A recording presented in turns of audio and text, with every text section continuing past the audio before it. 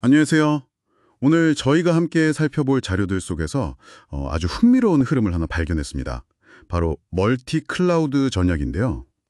이 디지털 전환 시대에 왜 이렇게 많은 기업들이 클라우드 하나가 아니라 여러 개를 동시에 쓰려고 할까요?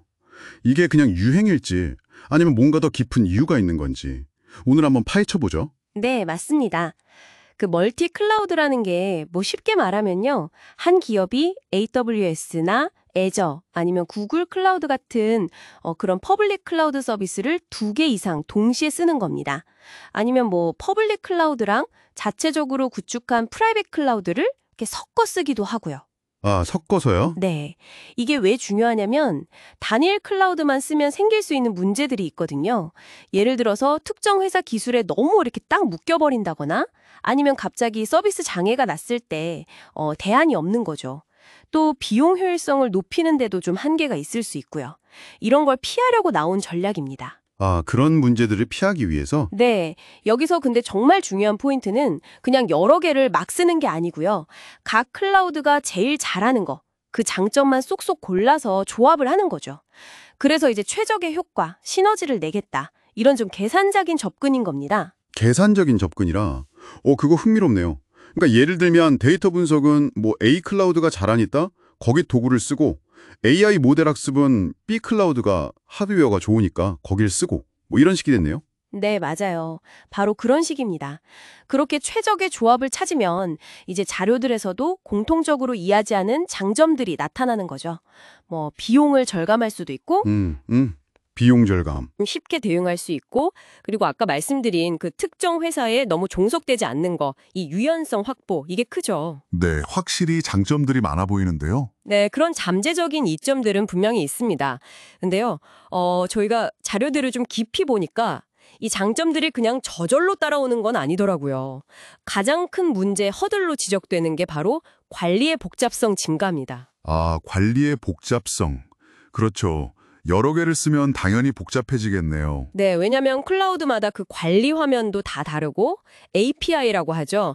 서비스끼리 통신하는 규칙 같은 거, 그것도 제각각이고 보안 정책 적용하는 방식도 다르고 이게 마치 여러 나라말 쓰는 팀원들하고 프로젝트 하나 하는 거랑 비슷하다고 할까요? 비유가 확 와닿네요.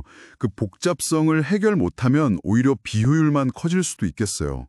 그래서 자료들에서 그 통합관리 기술이 중요하다 계속 나오는 거군요. 구체적으로 어떤 기술들이 좀 핵심적인 역할을 하나요? 맞습니다. 여러 클라우드를 마치 그냥 하나처럼 아주 매끄럽게 관리하고 또 자동화하는 그런 기술이 꼭 필요해요. 예를 들어서 서로 다른 클라우드의 그 복잡한 인프라 차이 같은 걸 사용자는 잘 모르게 숨겨주고 통합적으로 제어하는 기술, 뭐 CB 스파이더 같은 게 그런 예시고요. 또 여러 클라우드에 막 흩어져 있는 자원들을 한눈에 보면서 효율적으로 배치하고 관리하는 기술, 뭐 CB 레디버그 같은 거, 이런 게 중요합니다. 아, 그런 기술들이 있군요. 네, 그리고 또 애플리케이션을 여러 클라우드에 걸쳐서 쉽게 배포하고 운영 상태를 또 한 곳에서 모니터링하고요. 보안 정책이나 규제 준수 같은 거를 일관되게 쫙 적용하는 거, 이것도 굉장히 중요한 과제죠. 네네. 그래서 이런 걸 하려고 이제 쿠버네티스 기반의 오케스트레이션, 그러니까 여러 환경에 걸쳐서 앱 배포나 운영을 자동화하는 그런 기술이나 아니면 AI를 써서 뭐 이상 징후 같은 걸 미리 딱 감지하는 지능형 모니터링 기술, 이런 것들이 요즘 주목받고 있습니다. 그렇군요. 단순히 클라우드 개수만 늘리는 게 아니라 이걸 효과적으로 지휘할 오케스트라 지휘자 같은 그런 역할, 그런 기술이 꼭 필요하다는 거네요. 그럼 실제로 기업들은 이런 멀티 클라우드 전략을 어떻게 활용하고 있나요? 구체적인 사례 같은 게 좀 있을까요? 네, 아주 다양한 방식으로 활용되고 있어요. 예를 들어서 금융권 같은 경우는요, 아주 핵심적인 시스템은 자체 프라이빗 클라우드나 아니면 특정 규제를 딱 만족하는 클라우드에 두고요. 고객들한테 보여주는 웹 서비스나 뭐 빅데이터 분석 같은 건 필요할 때 확 늘릴 수 있는 퍼블릭 클라우드를 쓰는 식이죠. 아, 중요도에 따라 나누는군요. 네. 그리고 또 특정 클라우드에서만 제공하는 아주 독보적인 AI 서비스가 있다면 그것 때문에 그 클라우드를 추가로 쓰기도 하고요. 재해복구 측면에서도 이게 아주 중요합니다. 재해복구요? 서비스 중단을 최소화하는 거죠. 이런 전략은 이제 거의 기본으로 여겨지고 있습니다. 특히 여러 나라에서 서비스하는 글로벌 기업들은 그 지역별 데이터 규제도 지켜야 하고 또 사용자한테 가장 가까운 곳에서 서비스를 제공해야 하잖아요. 그래서 멀티클라우드가 거의 필수 전략이 됐다고 볼 수 있죠. 아, 듣고 보니까 진짜 멀티클라우드는 이제 뭐 선택이 아니라 거의 필수 전략처럼 느껴지는데요. 그럼 미래 전망은 어떤가요? 이 관련 시장이나 기술이 계속 성장할까요? 네, 전망은 아주 밝습니다. 저희가 검토한 여러 시장 조사 자료들을 보면요. 이 멀티클라우드 관리 시장 규모가 연평균 25% 이상씩 성장할 거라고 해요. 그래서 2030년대 중반쯤 되면 1,200억 달러, 우리 돈으로 하면 한 150조 원이 훌쩍 넘는 어마어마한 시장이 될 걸로 예측됩니다. 와, 150조 원이요. 엄청나네요. 그렇죠. 특히 그 AI나 머신러닝 그리고 엣지 컴퓨팅이라고 해서 사용자와 더 가까운 곳에서 데이터를 처리하는 기술들이 있잖아요. 이런 신기술들이 발전하면서 이건 뒷받침하려면 멀티클라우드의 중요성은 앞으로 더 커질 수밖에 없습니다. 그러면 당연히 이렇게 복잡한 환경을 더 쉽고 안전하게 관리하기 위한 자동화 기술, 통합 관리 기술, 보안, 거버넌스 관련 기술 경쟁도 엄청 치열해지겠죠. 네, 그렇군요. 그러니까 정리하면 멀티클라우드는 그냥 여러 클라우드를 쓰는 걸 넘어서서 각각의 장점을 전략적으로 잘 조합하는 거네요.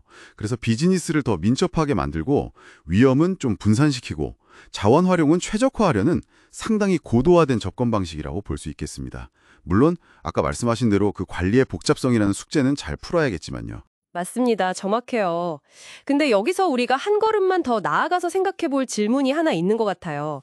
이렇게 멀티클라우드 환경이 일반적이 되고 이걸 관리하는 아주 정교한 도구나 기술의 중요성이 점점 커진다면요. 과연 IT 전문가들한테 요구되는 핵심 역량은 어떻게 변할까요? 아, 역량의 변화. 네. 그냥 특정 클라우드 기술 하나만 잘하는 전문가를 넘어서서 이 복잡한 멀티클라우드 생태계 전체를 좀 이해하고 조율하는 능력.